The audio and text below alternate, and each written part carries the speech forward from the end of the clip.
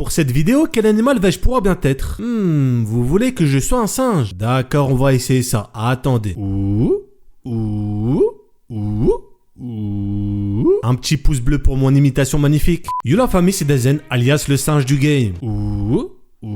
On se retrouve aujourd'hui pour une nouvelle vidéo. Une nouvelle escroquerie. Aujourd'hui mon ref, je t'ai sélectionné des animés. C'est la crème de la crème. Des pépitos. Je pense que tu vas les kiffer. Mais juste avant, comme à chaque vidéo, t'as une image tirée d'un animé qui s'affiche juste devant toi. Si tu fais partie des beaux gosses qui l'ont reconnu, mets-le en commentaire, chacal. On va commencer par du lourd. Du très très lourd même. Mao Dao Zushi, qui est un animé réalisé par un studio chinois. Et franchement, c'est du très très haut niveau. On aura ici un personnage qui était anciennement une sorte de roi démon, qui utilisait des arts interdits, qui dans son monde était très mal vu, et qui par la suite va incarner un raté, auquel il prendra son identité, et surprendra tout le monde, puisqu'il utilisera les pouvoirs qu'il utilisait avant. Franchement, je vais pas perdre de temps dans mes mots, juste foncer. L'animé, rien que visuellement, c'est un truc de fou. Vous le savez, je regarde énormément d'animés, mais j'ai rarement vu un animé aussi beau, et je rigole même pas. On a un mélange entre de la 2D et de la 3D parfois, pour les décors, comme peuvent le faire Ufotable avec Kimetsu no Yaiba ou encore les Fate, qui donne quelque chose de tellement bien que je me demande pourquoi il n'y a pas plus de studios qui utilisent ce procédé. Pour l'histoire, vu que c'est une œuvre chinoise, on a un truc qu'on trouve habituellement dans ce genre d'œuvre, c'est-à-dire les combats de pouvoir, fierté et honneur, avec pas mal de drame et bien évidemment pour le coup une animation exceptionnelle. Il y a actuellement 2 saisons et je crois qu'il y en a même une 3e, mais je sais pas si elle est traduite. Bref, à voir absolument. Pour la suite, on va continuer tranquillement avec un animé de vampire.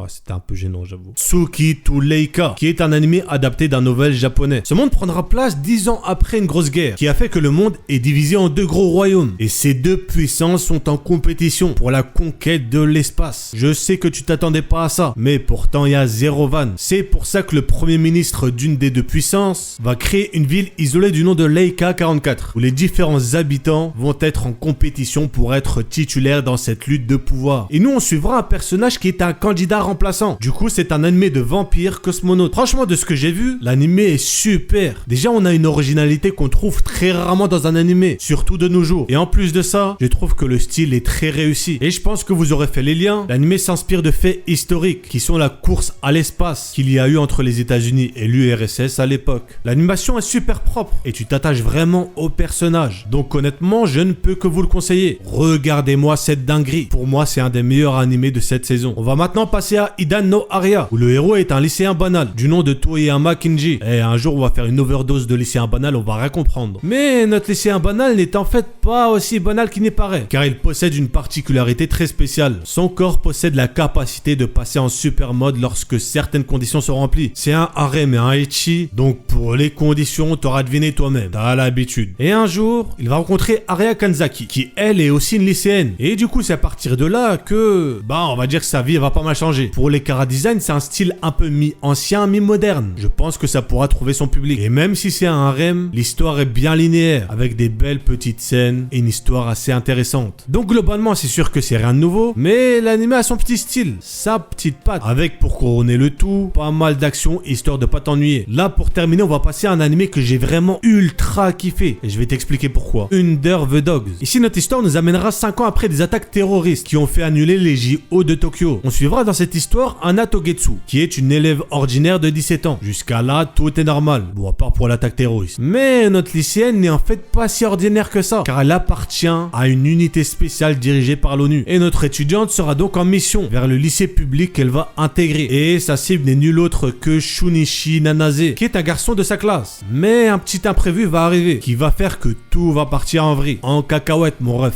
Alors pour cet animé, enfin pour ce film d'animation plutôt, ce que j'ai kiffé, c'est d'abord l'animation. C'est ce que j'ai préféré. On a ici un animé qui date de 2016, mais avec une animation vraiment ultra originale. C'est un peu style des années 2000, mais en mode moderne. J'ai vraiment trouvé ça super réussi. Pour te dire, je m'attendais vraiment pas à avoir un rendement aussi bien fait. Il y a beaucoup d'action et c'est super court. Ça se regarde même en une fois. Donc notez-le quelque part et vous le ferez entre 2 animés ou même directement après cette vidéo. Pas d'escroquerie, mon ref. En tout cas, masterclass. Bref, on arrive donc à la fin de la vidéo. Si t'as kiffé, pouce bleu, c'est un ordre. Si c'est pas le cas, pouce bleu quand même, c'est un ordre aussi. N'oublie pas de me dire quel animal tu veux que je sois pour la prochaine vidéo. Sois original, mon ref. Et n'oublie surtout pas, Dazen est un escroc.